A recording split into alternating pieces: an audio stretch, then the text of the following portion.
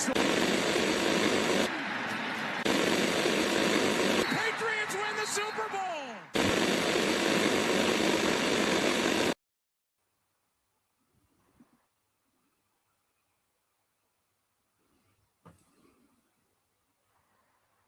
Good evening and welcome into the Patriots Touchback podcast this evening. A little bit of an impromptu show for you tonight. We decided that we couldn't stay away after last night's full first round mock draft. So we're back again tonight. So thanks for joining us this evening. I'm Kieran in the host's chair tonight, which is a rare thing. And alongside me is Rob. How are you, mate? I'm very well, thank you. It's good to be here with you, Kieran. It's my first kind of one-on-one podcast with the Patriots Touchback. The first episode that I listened to when I was a fan was a one-on-one podcast with you and Carl. So it's a little bit surreal to kind of be here with you on my own this evening, but really looking forward to it. And like you say, we put so many sort of hours into watching film of, so many different prospects. We've only got a little bit of time left before the draft comes along, so we might as well, throw a little bit more work into it and make the most of it whilst we can. So yeah, looking forward to it. Absolutely. I mean, I'm a massive draft nerd, so this is my time of year, right? And Nick's the resident guru, but I like to think I've got a decent bit of knowledge up my sleeve as well. Before we get cracking with tonight's show, smash the like button, Gronk spike the subscribe button, and of course follow us on social media at Pat's Touchback. Also, you may have seen there was a little bit of something in the intro. Now, I'm not going to reveal anything because Carl would kill me, but all I'm going to say is stay tuned to our social media channels tomorrow on the night of the NFL draft because something is happening, and that is all I'm going to say at this point. Something is happening, and you won't want to miss it. And there we go. So anyway, the crux of today's show is we are going to revisit another Patriots 7-round mock draft. Now, we did do on Saturday, we each done a 7-round mock draft. Every member of the team, we went round, done our mock drafts on the PFF simulator. And I just decided tonight that we would change the simulator up. We're going to be using Stick to the Model's new mock draft simulator, that is.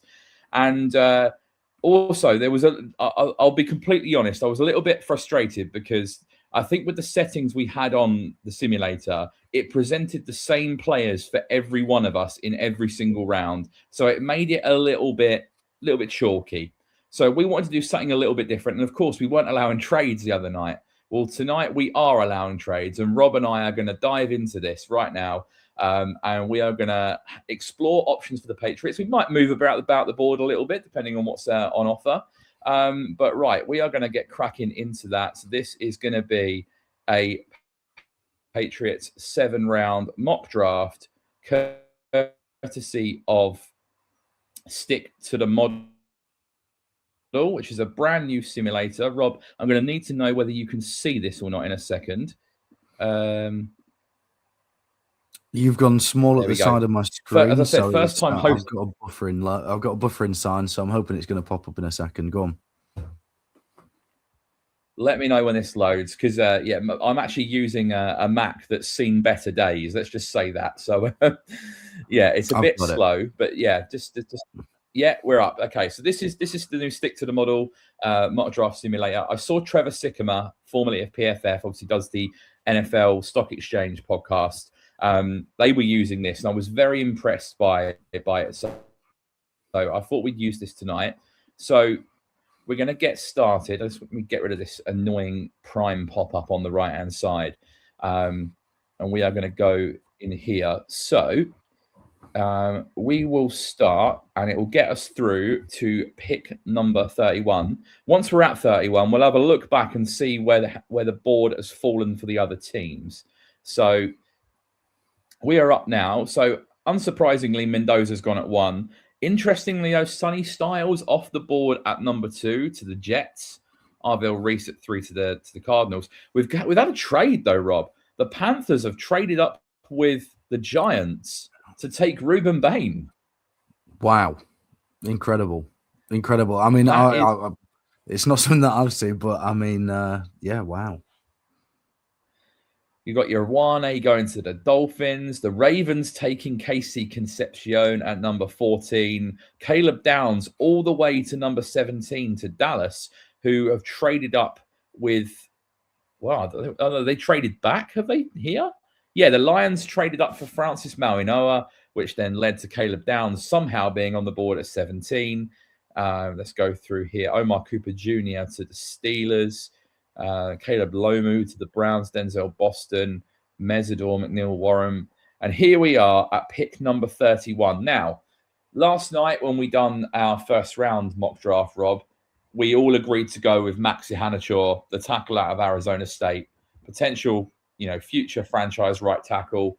But we do have 5 trade offers. So let's just have a look at what we're being offered here. So the Chicago Bears have offered us pick 42 and a future pick. And the Lions have offered us pick 50 and a future. The Houston Texans have offered us pick 38 and a future. The Dolphins have offered us pick 43 and pick 75. And the Eagles have offered us picks 54 and 68. Now, the strongest trade on the board, according to percentage, is the Texans trade. But let's not do any future picks here because that makes no sense for a mock draft simulator right now. So what are we thinking about this Miami trade here? Yeah, that was the one that caught my eye. I mean, you're talking about moving back, 12 spots, but we're picking up a pick in the middle of the 3rd round there. So it gives us some more ammunition to be able to move around or make that pick there. And if we need to move from 43, then we've got the, plenty of picks later on in the draft to be able to do that. I think, the possibility of moving back is something that we should really be looking out for on draft night. If Max Hanachaw or another tackle is available there, then I think that's the most likely scenario that the Patriots would stick and pick there. However, who knows how that draft is going to go. And there's a very strong chance that we could have 6-7 tackles go off the board in the first round. There's quite a few teams just ahead of us as well, who it wouldn't be surprising to see if they took an offensive lineman. So I think that we should be, prepared for the scenario where there isn't that, tackle prospect there at 31 that we would like to take. So I quite like the idea of moving down to 43 here. You're not moving, a crazy number of picks back, and it kind of gives us some more flexibility, later on in the draft. Yeah, obviously we'd be moving back 14 slots, which is a little bit more than you'd ideally want to go back in an ideal trade scenario. But you do pick up pick 75, which is early in round 3. I think overall that probably balances it out. So let's take this Miami trade then. It's 105% percentage. I think that's fair. So we're going to slide back to pick number 43. So the Dolphins have traded up for Avion Terrell. And here we are at pick number 43. Now, we do have another 2 trade offers, but already there's a couple of names that have been linked to the Patriots already in Malachi Lawrence and R. Mason Thomas at the edge position that do make a lot of sense here. So what are your initial thoughts, Rob? Yeah, absolutely. I'm pleased to see that those 2 names are available to take. I remember talking about both of these guys in the Edge episode that we did a little while ago, and both players that I think we both quite like. I think that at that point in time, we were probably expecting R. Mason Thomas to go above Malachi Lawrence and Malachi Lawrence to potentially be available towards the back end of the 2nd round. I think his stock has continued to rise over the last couple of weeks. So, whether he would even be available at 43, there's a chance that he might already be gone on Thursday night. But at 43, I think that would certainly be a pick well spent to go on either of those edge defenders there. The other name that I can just see that's available there that takes my interest is Jacob Rodriguez as well.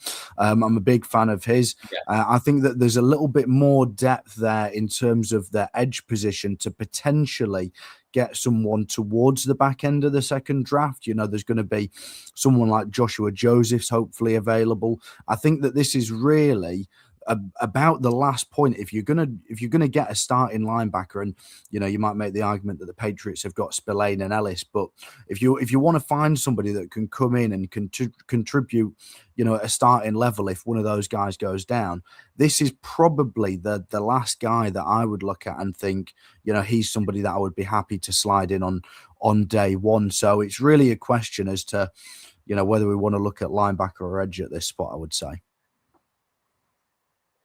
Yeah, I think it's a tough one, because I think overall, like, Jacob Rodriguez coming in would maybe play more snaps than the other two, because whoever comes in at edge is likely going to go in a rotation, especially with the style of rusher you're getting with Malachi Lawrence and Mason Thomas. Now, the positional value suggests going edge here. I do see what you're saying, with you could wait later on, but if you look at, so we're not up for another 22 picks after this. So I'd imagine Lawrence, Thomas, Akers are all going to be off the board. If you're looking at that 65 range, you're hoping that someone like Derek Moore's still on the board. And then at that point, like Joshua Joseph's at 72, Danny Dennis Sutton at 73, Romello Heights 76, which we have that number 75 pick from the Dolphins now. So we could wait on edge here and take Jacob Rodriguez. I don't really have an awful lot of interest in anyone else at this stage. So where should we go? The community is saying Mason Thomas here. AI model says Anthony Hill. I have no interest in Anthony Hill here. I think that's way too high, just for the record. So where are we going to go? Yeah, I agree in with everything that you've mentioned there. I do think that kind of going into the off season, edge is a position that we've talked about for a long time as being a dire need, particularly with Kalavan Chase on leaving. And yes, we've brought in Draymond Jones, but that is a position that we've spoken about for a long time that we're needing to add some juice, add some depth, and add some real potential on the edge. And so I would probably lean towards taking one of those two guys there. I would be happy with either of those guys. I like Malachi Lawrence a little bit more because of he's a little bit taller and a little bit bigger than Mason Thomas. Mason Thomas is a little bit undersized at 6'2". Malachi Lawrence has that absolute, kind of really speedy get off, that we've heard Elliot Wolf talk about in terms of being able to add speed. But I think Mason Thomas is probably a little bit of a safer pick in terms of he's played at a little bit of a bigger school. And I think that, you have a bit more confidence that the production that he's had in college is going to translate to the NFL at a quicker rate. So I think you're a little bit higher on Mason Thomas, perhaps, Kieran. Go on. Yeah, I think these are much of a likeness, right? They're both juiced up. They're both pass rush specialists. They can bend. They're going to be able to come in on third down and create an impact. Like you said, Lawrence has got that kind of bigger body. But going into the draft process, like, Lawrence was kind of that little bit further back, but it seems like these two have really leveled out now. So I don't really think there's a wrong answer here. I guess maybe Lawrence has the higher upside, Mason Thomas maybe the higher floor. Should we go Malachi Lawrence just to change it up? Sure, let's do it. I'm happy with that. Right.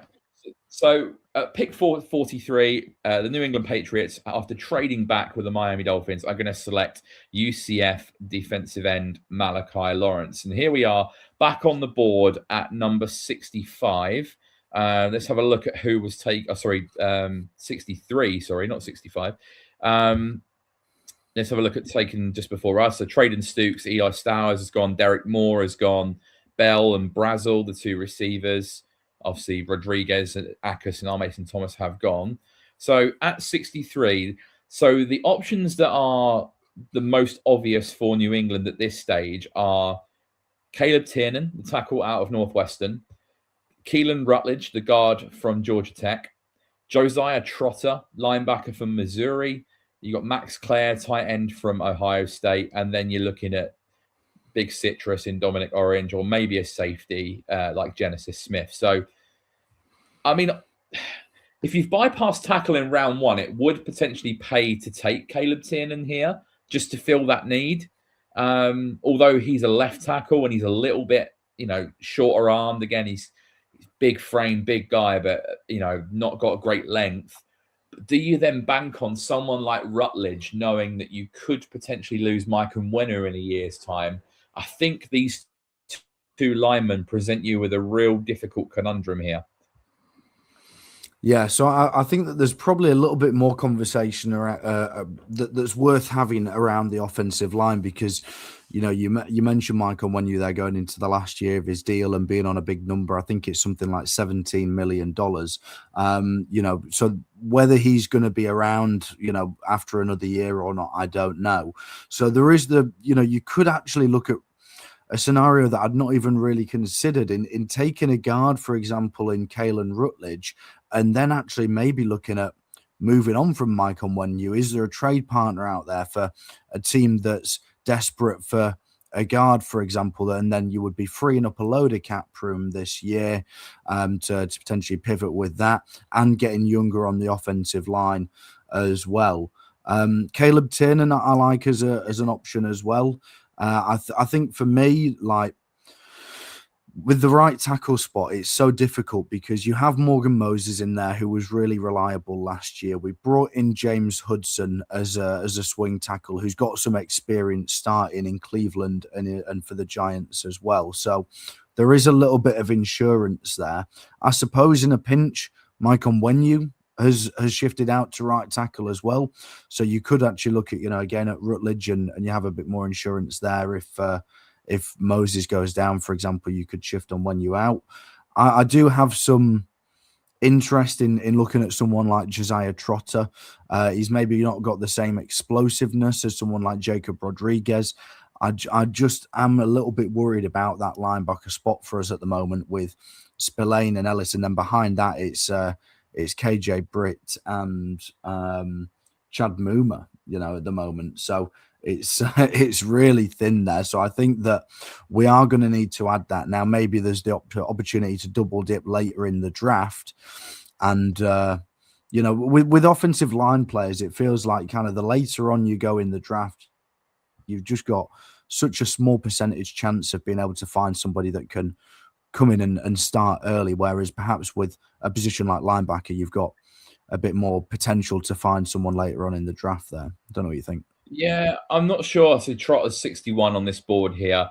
I'm not sure I'd be wanting to take him at this stage when you can get someone like Keyshawn Elliott, who's got a rank of 127 here. The other day when we did our Pat 7th round mocks on PFF, we pretty much all took Bryce Betcher out of Oregon. Me and you both like Caleb Elam-Zor out of TCU. So I feel like there's plenty of serviceable options later on. So I'm not sure I'd be in on Trotter at this stage.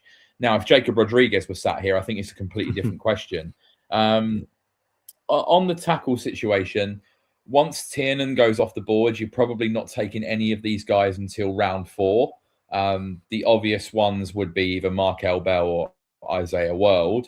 And then if you're looking at interior O-line, Rutledge is obviously who is right at the top there. I'm a big Jalen Farmer guy. I think he would be a great pick in that 4th round. So maybe someone we could take at that stage if he's on the board. But then we have to consider maneuvering, right? We've got 2 3rd round picks now. We've got 2 4th round picks. So we could do a little bit of a package to maybe move up in the 3rd round. So what are we thinking here? I mean, I don't think, again, I don't think you can go wrong with either of this offensive lineman. Obviously, the tackle is probably the greater need, but I think, in all honesty, Rutledge is probably the better player. Yeah, and that's the difficulty, isn't it? There's quite there's a little bit of a drop off from the 1st round guys at tackle down to Caleb Tiernan, but then there's a significant drop off again after him. I wonder whether maybe the gap between Rutledge and a couple of the other guards, you mentioned Farmer, whether there's quite that same gap. And I think if this is definitely your last chance to get somebody that you feel you have a load of confidence in at tackle to have a chance at contributing. So I would have no problem with taking Caleb Tiernan here, and then you kind of you can put that to one side in knowing that you've got someone there. Okay, let's go with Caleb Tin, and I do agree because like I think if we can get Jalen Farmer in perhaps the third round, maybe early fourth round, then that kind of negates the need to take Rutledge at this stage. So at least with Tin, and you have someone who is kind of in that maybe second or third tier of tackles before the significant drop off comes. So let's take Tiernan out of Northwestern at pick number 63. Now I will wait for us. We'll pick here at pick 75, and then I'm thinking after this I'll pause it and I'll see if I can trade one of our fourth rounders to come up again into the third round so that we make 3 selections in this round. How does that sound? That sounds good to me. Perfect. Okay, so top of the board at the moment is Max Clare, tight end out of Ohio State. You have Genesis Smith, the safety out of Arizona. Ted Hurst, the wide receiver out of Georgia State. Davison Igbinason, the corner out of Ohio State. Kamari Ramsey, the safety out of USC. Zakee Wheatley is a player that I know a few of us really liked. So I feel like with the AJ Brown situation, I'm not sure we're going to be taking a receiver prior to day 3. So as much as Ted Hurst would give you an X on the outside, I'm not sure he's the pick here. We've gone edge, we've gone tackle. We can perhaps trade up and take a guard. Like I said, I've been eyeing someone like Jalen Farmer, who's ranked at number 102. So obviously consider Max Clare here. No secret on this podcast, I'm a big Sam Roush guy. I would personally prefer to take Sam Roush. So my eyes are drawn initially to one of these safeties, whether that's Zakee Wheatley, whether that's Kamari Ramsey, who we weren't too high on, Genesis Smith, who's a true single high free safety, and then just below this is Bud Clark from TCU, who we could take with our second pick in this round. So what do we do here? Yeah, it's an interesting one. There's a couple of different directions that you can go. I'm not a fan of many of the receivers in the mid rounds of this draft, to be honest with you. And I'm sure that there will be 1 or 2 guys who are taken in that 3rd to 5th round range who go on to, make a real career for themselves. But I just think that given we've got quite a lot of depth in that receiver room at the moment. It's the true number 1 wide receiver that we're looking for. And I just don't see the real benefit in taking one in the 3rd round. We don't really need another wide receiver 3 or wide receiver 4. It's either, we go into next year with the group that we've got, or we're adding a true number 1 wide receiver. So I wouldn't be looking at a receiver at this point. I think it's an interesting point you make about Max Clare as well. Like he's a very good tight end.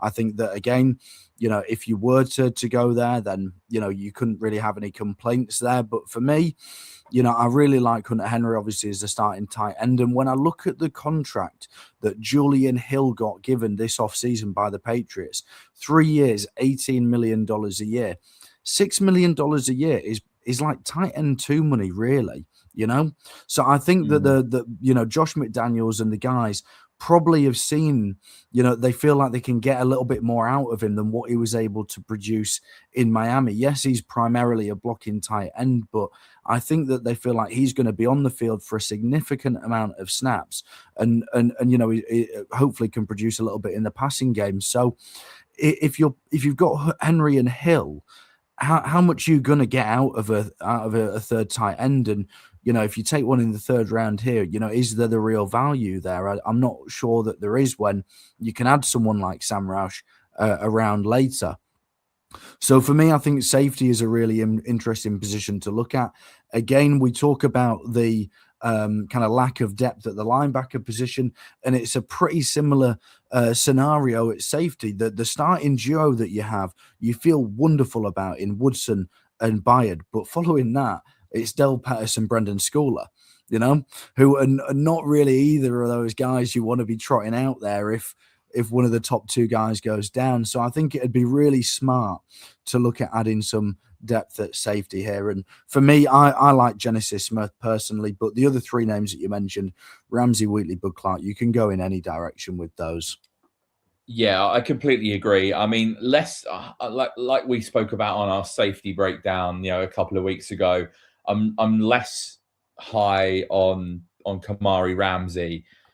I think Sure. Genesis Smith, Zakee Wheatley, and Bud Clark all give you the ability to have them play as kind of that sit on the back end, single high free safety, which Kevin Byard likes to do that, but he's on a 1-year contract. You know, Craig Woodson's a bit of a do-it-all split safety, similar to Kamari Ramsey. I feel like you kind of need to find that heir apparent to Kevin Byard, someone who can play in that rotation, similar to what Deron Harmon did a few years ago. Yes. Now, yeah. Genesis Smith, I think, would make a lot of sense here. He's someone I like. I also like Bud Clark. The reason why I would ever so slightly lean towards Zakee Wheatley here is because of the size and the fact that he can cover tight ends. And I think that covering tight ends has been a little bit of a weakness for New England over the middle of the field. You know, safeties have not been able to match up with them too well. You know, Craig Woodson's not the biggest guy. Okay, Byard's going to bring a decent amount of physicality. But I'm thinking if you're going to be a third safety in a rotation who's going to see, you know, less snaps than the first two, do you want something that you can bring that the other two can't? And that's why I'm leaning just towards Zakee Wheatley here. But I also don't, you know, if we were to take Genesis Smith, I don't think that's a problem. Like, I think he's a really good single high safety. So I don't know. I think this is a tough one, but I think we're definitely leaning towards safety at this position. Yeah, definitely. And, you know, I think that a trap that we sometimes fall into here is going, okay, well, you know, Genesis Smith's ranked 75 and Zakee Wheatley's ranked 85. So we should take the player where you get the most draft value. But really, which player do you like more? Which one do you want on your roster? And who cares if you take Zakee Wheatley and he ends up being a really good starting player for you? In 3 years' time, no one's going to care that you took him 10 spots too high in the third round. You know, it's about getting the player that you want. And, you know, it's a really good point that you make about the size of Zakee Wheatley. It's not often that you see it. You know, that 6'3" frame, 200 pounds, you know, that does give you the option to guard those tight ends. And, you know, we've had a couple of players over the last few years that have had that sort of built and not really been able to do it in Kyle Duggar and Marte Mapu. So maybe there's a little bit of sort of buyer beware here. But having said that, when you look at and, you know, I'm not going to say he's going to turn into one of these guys, but when you look at the success of guys like Kyle Hamilton, Eamon Worry, Derwin James, you know, who have those big frames, you know, if you can take a stab on somebody here where you know you're going to get the production as that, you know, single high safety, but, you know, you can take a swing on his ability to man cover a tight end as well, I think it's well worth the pick. Okay, let's take Zakee Wheatley then, the safety out of Penn State. He's going to come into that safety rotation and could potentially be the starting free safety once Kevin Byard has gone. So he's now there. Right, I'm going to pause. We obviously have pick 95. Where do you think is a good range for us to try and move up to? Because I want to try and get another pick in the third round. We have picks 125 and 131. So we're probably going to have to give up pick 125 here. So the back end of the third round is, well, let's just say top 100. So should we try and come up with maybe Pittsburgh at 99? Pittsburgh's the team that actually came to mind for me, as well as maybe a team that might be trying to amass some draft capital. You know, maybe, you know, I don't know which picks we'll use here, but you know, in real life, they might be looking at amassing some draft capital in next year's draft, for example. So, yeah, I think that makes sense at this point.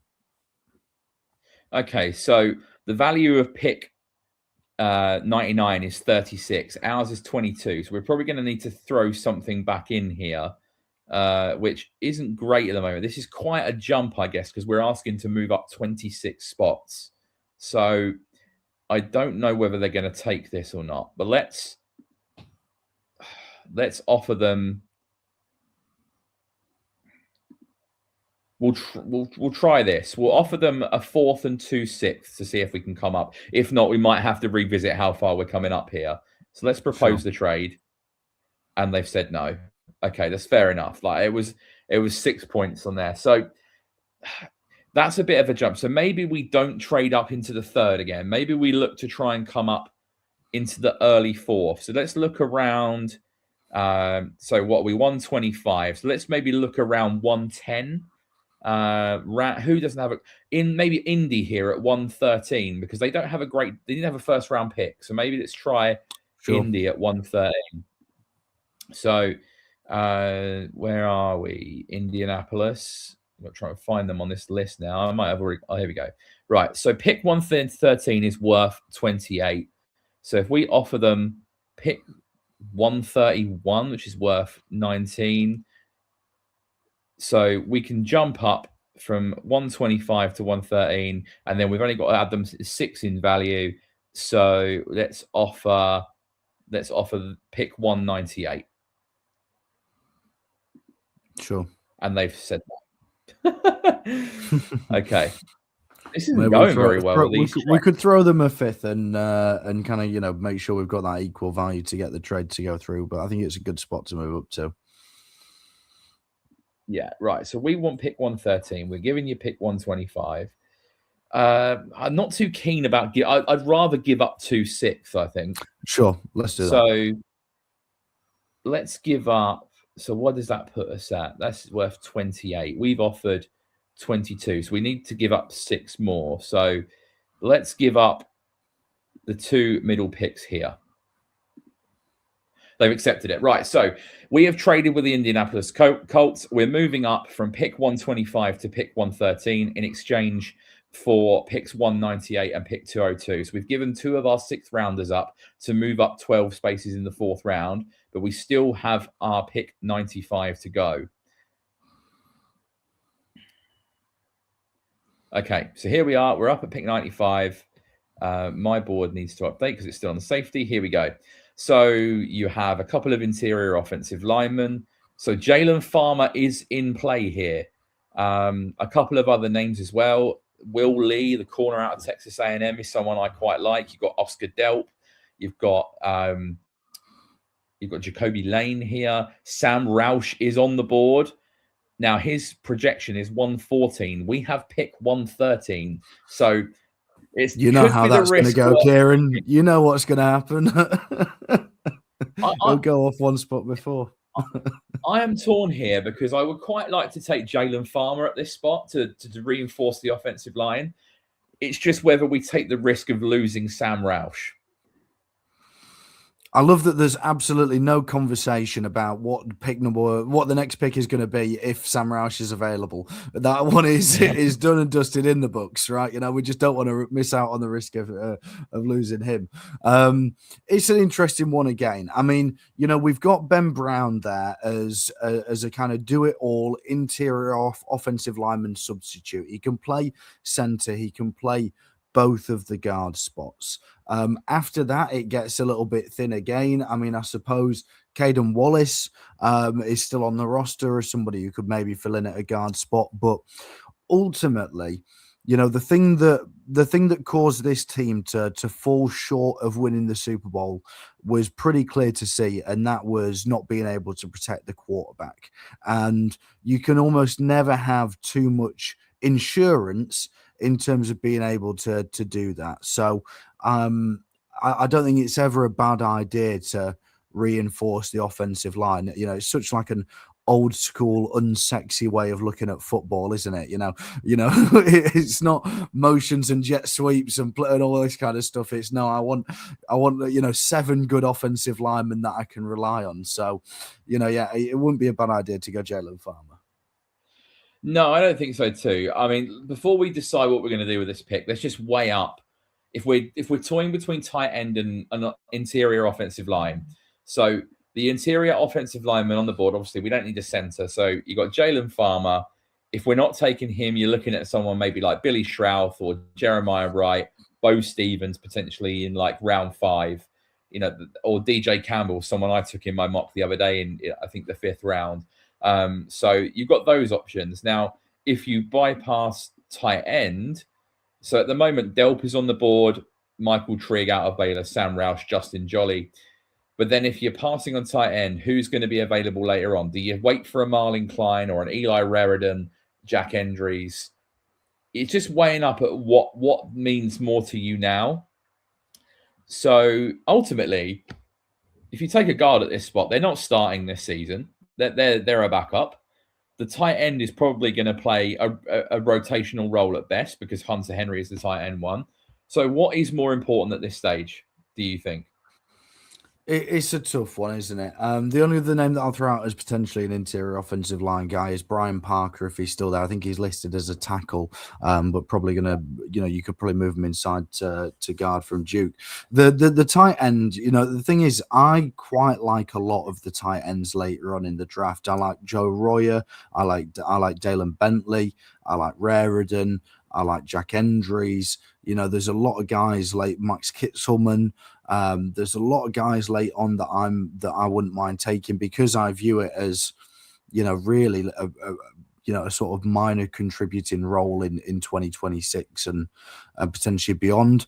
However, there is obviously the question mark about Hunter Henry's age, so it's really not a bad idea to get a sort of tight end heir apparent in whilst you've still got Hunter Henry, so they have some time to learn some wisdom from a guy who's been a really good tight end with us for the last few years now. So we've already taken a tackle in the second round, so we have already kind of used a premium pick on enforcing the offensive line. So I suppose if you're looking at it that way, it might make sense to take the tight end who has absolutely got the highest ceiling out of all of the guys left on the board for me, and that's your guy. You sold me. Have I? I've twisted your arm, have I, Kieran? Yeah, you have. You can always take a guard later on. Right. I think Delp would definitely be in consideration here. Like you look about in the real life board, I'd expect Delp to maybe be going off around about this range. Some people have him projected to go higher, but I just think I've been very bullish on this. I think if you want a complete package tight end, someone who can block and catch passes, and someone who could develop into an all-round starting tight end, and I've compared him to kind of this year's George Kittle, I think it is Sam Roush. So we're going to take him here. It might be a little bit of a reach on this board, but at pick 95, Patriots are taking Stanford tight end Sam Roush. And then we're going to be up at pick 113 after we traded up with the Indianapolis Colts. And just looking at the options here. So Billy Schrauth is available. So there is a guard available that we could take here. We've also got Takario Davis, the corner out of Washington, who's a big 6'4" boundary corner. You have the Godfather, Dante Corleone, available, who is an athletic nose tackle. And then you have Keyshawn Elliott. And this is where my eyes are drawn to straight away here, because I feel like Keyshawn Elliott would be a pretty decent fit here. We've also got 2 trade offers. We'll just have a look at this. So Philly want to come up one spot and are offering us nothing in return. So, okay, that's not being accepted. They just want to come ahead of us. The Lions want us to swap back to 128 and we get pick 157 as a result. I'm not really interested in moving back again after we've already moved up, so we won't entertain that. So the choices are here, I guess. Maybe you could put Stribling in here as a receiver, but I'm not too keen on receiver at this stage. So I guess choices are someone like Billy Schrauth, Takario Davis, Keyshawn Elliott, Dante Corleone. It's interesting because the name that I like the look of there was Deontay Lawson, the linebacker out of Alabama. I really think that he's another guy that could come in who seems to have a smart head on his shoulders, and has been a leader at Alabama and would fit the locker room well. I think he was green dot guy at Bama, so he would be somebody that I would consider. I don't know. I would like Lawson. I would like Elliott just to add some linebacker depth. Like I say, that concerns me. We do need to look at adding a D tackle at some point as well, though. So whether that's Corleone or whether we look a little bit later on in the draft that's the guy, Tim Keenan or someone else around there. So I don't know. There's plenty of ways that you could go there. Right? Sure, but I have no interest in anyone like Stribling personally. No, I've seen a lot of hype about Stribling going as high as round 2, and for me, I just cannot see that. I think, I don't know why he would go that high, because I see why there's a little bit of hype developing in the sense that he's big, he's fast, he did pretty well in that Ole Miss offense, but I don't think he's gonna blow the doors off you and give you a consistent contributor on the outside. And it's not really a need, with AJ Brown coming in. One thing I might do just here before we make the pick is you spoke about Tim Keenan. Now we're currently at pick 171 in round 5. Do we try and flip one of these picks in the 6th round to try and get up a little bit higher in round 5? I don't think it's a bad idea because I keep talking about kind of depth, but I really think it's the story of the day with the Patriots roster, that the starting players that we have, you feel pretty good about, pretty much every position everywhere about the starters, but following that, we're a little bit thin in terms of depth. Now there's probably a little bit more depth on the interior of the defensive line than there is in other places on the defense, because you have got Corey Durden, Eric Gregory, Leonard Taylor III, who blocked the field goal in Denver in the AFC Championship game, and Josh Farmer still on the roster as well, Jeremiah Farms too. So there's a number of guys there, but obviously Kairos Tonga, played a significant role on the defense, and he's walked in free agency. So I would be looking at, trying to add a defensive tackle pretty soon. The argument that I would make for Deontay Lawson is that, he's somebody that's got experience of kind of leading a defense. And Robert Spillane wasn't 100% at the back end of last year. And if he were to go down, he's our green dot guy on the defense, then, I worry about who can step into that role next to Christian Ellis to, provide a real kind of solid production at the linebacker spot, both in the run game and in pass defense. So I'm keen to add a linebacker. Okay. I might have been getting a bit carried away in terms of what I'm offering here. So I want to move up with Tennessee and pick 171 to pick 144. Now I'm happy to give up one of these 6th rounders. Maybe we're going to chuck in something a little bit different. So next year's 6th. We'll do next year's 6th. We'll try and keep our 6th and our 7th, just so we've got something. And they've accepted that. So we're moving up on the board to try and get this D tackle secured in round 5. Seeing as you let me talk you round on taking Sam Roush, I'll let you have Deontay Lawson here, the linebacker out of Alabama, seeing as that seems to be your guy at linebacker. I personally have Keyshawn Elliott ahead of him. But I also don't think Lawson is a bad player, and I can see why he would be a good fit. So pick 113, we are taking Deontay Lawson, linebacker out of Alabama. Okay, we're up at pick 131. And let's have a look at the board. So Katron Allen, DeMonte Capehart. So is this the pick we moved up for? No, we picked up 144 we came up for. So we've got 2 picks in this round now. So we could take the tackle here. We could get Keenan off the board and then use one of these other picks that we've just acquired to go elsewhere. Or do you have an interest in maybe taking someone like Damon Claiborne or Reggie Virgil, who's a receiver I really like in this range, actually? Or do we have to suck it up and take the guard? Because we haven't taken the guard yet. Yeah, so obviously in the 7-round mock draft that we did the other night, I took Damon Claiborne at 171. Actually, he was available there, but I even felt a little bit guilty about adding a running back that high, at 171. So I don't know whether I think it's a little bit of a reach to go for a running back at 131.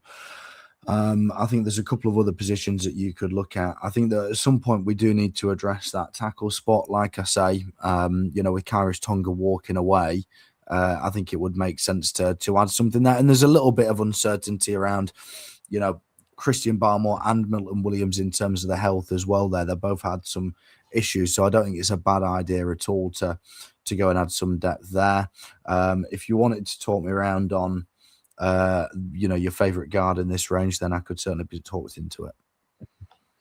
Yeah, I think the nose tackle is probably more important. There are two names staring us in the face right now. One of them is obviously my guy that we're both really keen on, Tim Keenan. Is that the first time we've done that joke in the whole process? Because that's incredible. It's lasted this long. He's someone I think is the perfect fit for what we require with the Kairos Tonga replacement. And we're talking about end of the 4th round here. I also do think DeMonte Capehart is a good player and would also fit the bill. And he's obviously ranked that slight bit higher. But I feel like we're only leaning one way if we're taking a defensive lineman here, right? So I feel like this is pretty unanimous that we are going to go for Tim Keenan, the 3rd defensive tackle out of Alabama in this range to help plug the run. The pick is gone back-to-back Bama. Yeah, do it. Back-to-back Bama. Tim Keenan, the 3rd defensive tackle out of Alabama off the board. We're up at pick 144 now. This is the pick that we traded up for with the Tennessee Titans. Just looking at the board now. I mean, Jeremiah Wright is right there. He's had a 30 visit with the Patriots. He's a guard. He's played in the SEC at Auburn. I don't even think we need to discuss this pick too much. I really like Nick Singleton as a running back, but I think if you're looking at what's more important, then I think it's Jeremiah Wright. Corner-wise, I feel like we could probably get Prysock in the 5th. He's someone that we earmarked as a big corner that could potentially be of interest. So is this just the obvious pick of taking the guard here? Yeah, I think so. I think we've plugged a number of other holes. So we know that at some point we need to look at adding some depth on the interior of the offensive line. So if there's a guy that you feel good about in this range, then why not take that here? And then what you do in that way is you're leaving the picks right at the end of the draft, potentially for players that you can take a little bit more of a swing on, with guys that might have, some boom or bust ability or a little bit of a high ceiling. Those end of day 3 picks are really where you can, take flyers. So it would make sense to, kind of make a sensible pick here and go with Jeremiah Wright for sure. The only one I would consider here as well would be Bo Stevens out of Iowa, who is also another very good guard at this stage in the draft. And Iowa have an excellent record of offensive linemen. So that would definitely interest me. I think the reason I would just lean right is because he's had the 30 visit. So there's clearly some interest there already from the team in Jeremiah Wright. So let's take Jeremiah Wright, the guard out of Auburn, at pick 144. We've traded up for him to secure a guy there. Bryce Betcher's off the board as well, someone that we both like there. So we are now up in the end of the 5th, I think, or are we all the way in the 6th? I think we might have. No, we traded up in the 5th, so we've got to wait a little while now. At pick at 212. So we've definitely missed the corner here because of Prysock will be well off the board. I completely forgot I'd moved our 5th rounder to move up. So the options still left available to us: receiver, running back, or corner. So receivers left on the board at this stage. To be honest, I don't really have an interest in any of these guys. Like, I don't think any of them are worth taking. There's a couple of return specialists in here. You've got at running back, Eli Heidenreich would definitely be of interest here. He's that Swiss Army knife from Navy. If Bill Belichick was still head coach, I think he'd definitely be on the team. He's getting comps to Christian McCaffrey as a kind of do-it-all player who can play a bit of fullback. He can play a bit of receiver. He can be a running back. Like he would make a lot of sense here. So just looking at the board, I feel like it's between Heidenreich and probably one of these corners. Now, I think Andre Fuller would potentially fit the bill as someone who's got a bit of size on the outside. I think he's about 6'2", 200 pounds. So look at Thaddeus Dixon. So Thaddeus Dixon is 6'1", 195 out of North Carolina. So obviously there's the Belichick link there. He's played both boundary corner, nickel, and safety. So he could be there. Andre Fuller is 6'1", 200 pounds, ran a 4.49, and he's got a lot of length, plays on the outside, albeit a weaker conference, but still a solid enough player. Now, Fuller's ranked a lot lower down the board. That's actually a UDFA grade, which I think is a bit nuts. I think he definitely is going to get drafted probably around about this stage. So out of these two corners and probably Eli Heidenreich, who are we liking? I'll be honest with you, Kieran. I couldn't tell you much about any of these three players. So you referenced your draft expertise earlier on in the podcast, and it goes to show I've put a lot of time and effort into a lot of players over the last 4, 5, 6 weeks or whatever it is that we've been doing these episodes. But it's a credit to you and the time that you've put in that we can sit here and talk about player number 277 on the board, and you can have a conversation about it. So I take my hat off to you for that. I'm quite content with the options that we've got at cornerback. Obviously, the top three guys are entrenched in their spots. And then Charles Woods is on the roster, who played for a number of snaps last year. We also traded for Kendall Vildor from the Buccaneers. So I think it's interesting to think that we've spent a little bit of draft compensation there, bringing him in. So again, if we go corner, what's the benefit there? Whereas there is a little bit of space on the depth chart after Henderson and Stevenson at running back. I like what you've spoken about there with Heidenreich in terms of his versatility. Again, when we're talking about players and in the 7th round of the draft, it's not just, what can you do at your primary position? What can you do elsewhere? What can you do on special teams? How else can you bring value to the team? And so I like what you've spoken about there with Heidenreich. So just on that, my gut would be him. However, if you have a strong feeling on any of these guys, it's a 7th round pick, Kieran. So feel free. Exactly. Yeah. I mean, let's have a look at Eli Heidenreich. So 22 years old, 6 foot, 198, ran a 4.44. He's someone, as I said, a bit of a Swiss Army knife, do-it-all player, can play running back, fullback, wide receiver. Just looking at some of these stats here, senior year, 77 carries for 499 yards, which is not great, 3 touchdowns, but also had 51 catches for 941 yards and 6 touchdowns, earning all second-team ACC honors. Career totals of 169 carries for 1157 yards and 7 touchdowns, and 109 receptions for 1,994 yards and 16 touchdowns in 38 games. So again, could just be a third down option. Antonio Gibson's just gone, but this guy can catch the ball out of the backfield.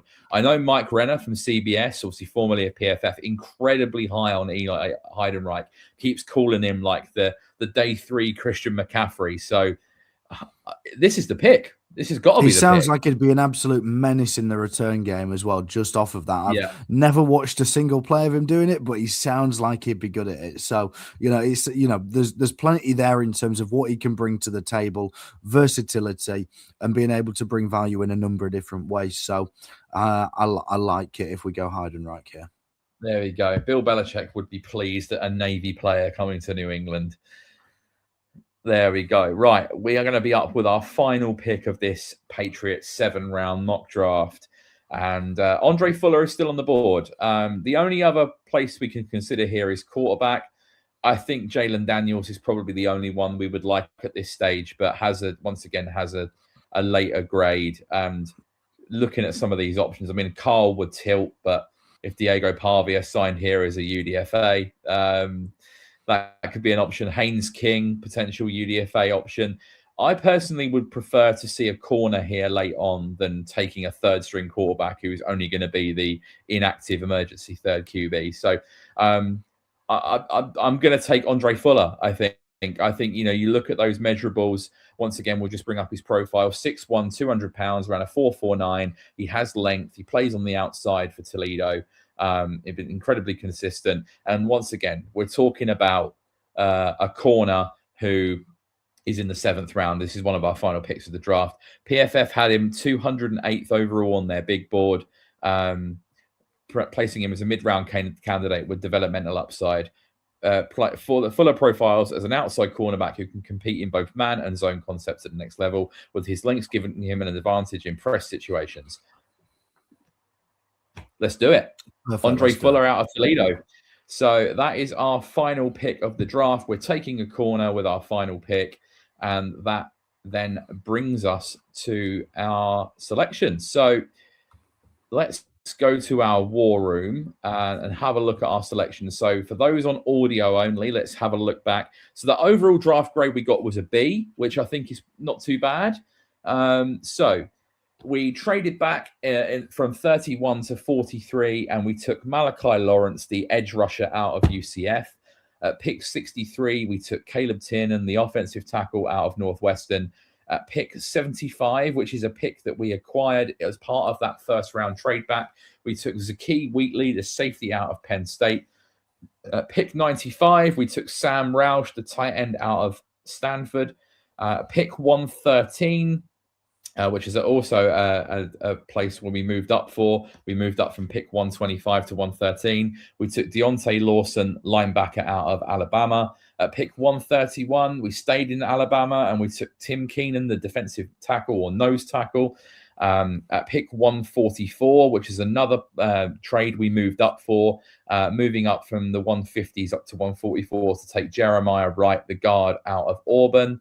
Pick 212, Eli Heidenreich, the do-it-all Swiss Army knife running back, out of Navy, and Andre Fuller, the corner, out of Toledo, at pick 247 to complete our draft.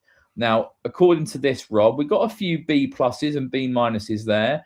The favorite picks of this AI model were Malachi Lawrence, Caleb Tiernan, Deontay Lawson. They didn't like the Zakee Wheatley pick too much of the C+. We obviously reached 10 positions on that. But an overall grade, of a B. Yeah, I think we can be pretty happy with that. It feels like a long time ago now that we were trading back and picking up a pick in the second round to get Malachi Lawrence. But ultimately there, I think that, we've added some really, strong players that can come in and contribute early. And we've added some players that fill positions on the depth chart where they're going to have the opportunity to do so. So, I'm really happy with the way that that's turned out. You can feel solid about the offensive line. We've added some real juice and impact in Malachi Lawrence on the edge of the defense. I think that, if it turns out like that tomorrow night, or tomorrow night or Friday night, whenever it is, if it goes in the first or second, but if we end up with Malachi Lawrence as a New England Patriot, then I think that that's something that we can all celebrate. And then, I like what we've added later on in the draft as well. Like I say, not too fussed about the position at which players get drafted. Of course, you always want to get value because, we can move around the draft and pick up extra picks and all that kind of thing. But ultimately, at the end of the day, it comes down to, do you secure the players that you really like and that you think can, bring something to the team? And I'm happy with all the players that we've added there. So I think that would be a really successful draft class, and it's been really fun as well. Kieran, love the stick to the model simulator that we've used there. There's loads of really useful features. It's great, being able to see the needs and have those grayed out as you go, showing which players on the draft board are at the positions that you've already taken and which ones are highlighted as other positions. I think that's all great. And then being able to dip into details on prospects all the way down in the 7th round and beyond, it means that anybody, whether you're a draft expert like yourself or a total newbie like me who's trying to sort of improve their draft knowledge, you can dip in there and you can get some really useful information. So yeah, love the simulator as well. Yeah, big fan of Stick to the Model. Shout out to you, Stick to the Model, because this is a great tool for, people like us who, we don't have PFF subscriptions. And, as much as PFF has been a valuable asset over the years, they've had a bit of a difficult few weeks with what's gone on.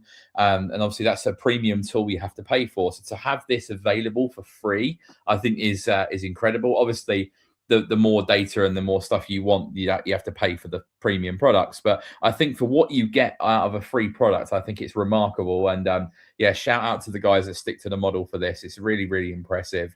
And also, as you can see on the left of the screen here, it also updates the depth chart with the players you've taken. Now, a few of these are a little bit weird because like, you know, apparently CJ Dupree is the backup tight end to Hunter Henry, which obviously isn't the case. You know, we know that's Julian Hill at the moment. But as you can see, Sam Roush has been put in there. Caleb Tiernan has slotted in behind Will Campbell as the backup left tackle. And if we switch to the defense, obviously projecting Tim Keenan there as the nose tackle. Don't know why Draymond Jones is down as a nose. But you can see Malachi Lawrence and Deontay Lawson in there, and Andre Fuller projecting as the you know, the third string right cornerback, Zakee Wheatley there.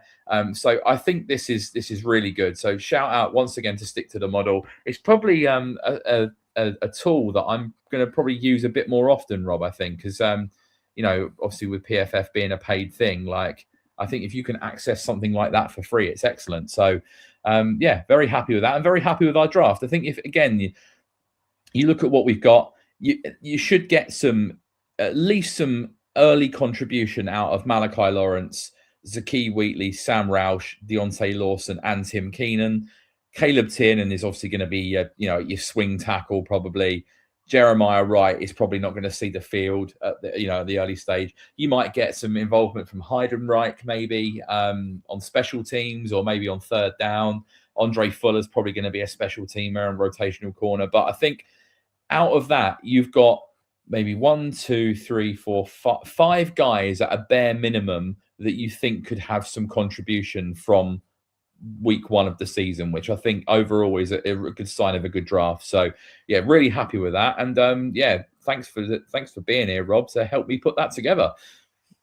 No, it's been an absolute pleasure, Kieran. Like I say, I've really enjoyed the draft process. It's been a couple of years since I really, you know, kind of delved into it in the levels that I have this year. So yeah, it's been an absolute pleasure. Loved going through all of the different position groups, and we've had some really good conversations along the way there, you know, whether it was a little bit of disagreement over taste on edge or some agreement on, you know, a lot of other players at different positions as well. It's been just really enjoyable, and can't wait for the real thing, you know, tomorrow night. I'm really excited to be down in London at the Hippodrome for the draft event, so can't wait to see yourself, the rest of the guys there, and hopefully as many people as well, to make it a great atmosphere and a great event. Absolutely. Yeah, it's going to be fantastic. You know, for people that don't know, that have been following this show, you know, we are spread all over the place. You know, we have Nick and Rob traveling down from the north. Carl's coming down from coming up rather from the south coast. I live in the east of England, so I'm coming across from there. And DJ, our founder, our boss, the boss man, flying all the way over from Gibraltar for this. You know, it's not often that the three or the five of us, all get together. So, you know, it'll only be the second time that I've met most of the guys. It'll be the first time I've met you in person, Rob. So yeah, for all of us to come together tomorrow night at the Hippodrome in Leicester Square is going to be a great event. Shout out to the Across the Pond Sports Network who have put it all together. You know, they've got the likes of Paddy Power and Stacked on board. You know, Sean Gale, former Super Bowl winner, in attendance, you know, as a special guest. Going to be a fantastic night. So for anyone watching that's potentially heading into London tomorrow, we hope to see you there. It's going to be great. Draft party. And I guess we're going to find out over the next couple of days, Rob, just how wrong we were with all of our predictions when the Patriots go completely off script to what we think they're going to do. I can't wait to see what happens, Kieran. Yeah, me neither. Looking forward to it. I mean, like, you know, we traded out of the first round tonight. So if that happens tomorrow, we are going to be up till, you know, the early hours of the morning, having watched our team trade out of the first round, having waited all night for that pick to come in, and then having to wait to the following. We'll be talking about how much value we got back by trading back down to 12 spots to get an extra fourth rounder, and there'll be some really interesting conversations on that. Absolutely. Well, the plan is for us to do a show tomorrow in London. So yeah, keep an eye out for that. And as I said at the top of the show, something is happening. Keep an eye out on our social media channels at Pat's Touchback. and keep an eye on some big news dropping tomorrow, which is going to be exciting. But anyway, that is the end of this impromptu show. We've got over an hour out of it, so very, very productive. We appreciate everyone that's been watching. Appreciate everyone that's been listening. If you could do us a favor and smash that like button, the subscribe button, follow us on social media, as I said, at Pat's Touchback, and even leave us a review on wherever you listen to your podcast. Leave us a review. That would be fantastic. But until next time, thank you very much for being here, and we will bid you farewell. And tomorrow is the big night. The NFL draft kicks off tomorrow, and we cannot wait for it. Have a fantastic evening. Speak to you again soon. Go Patriots.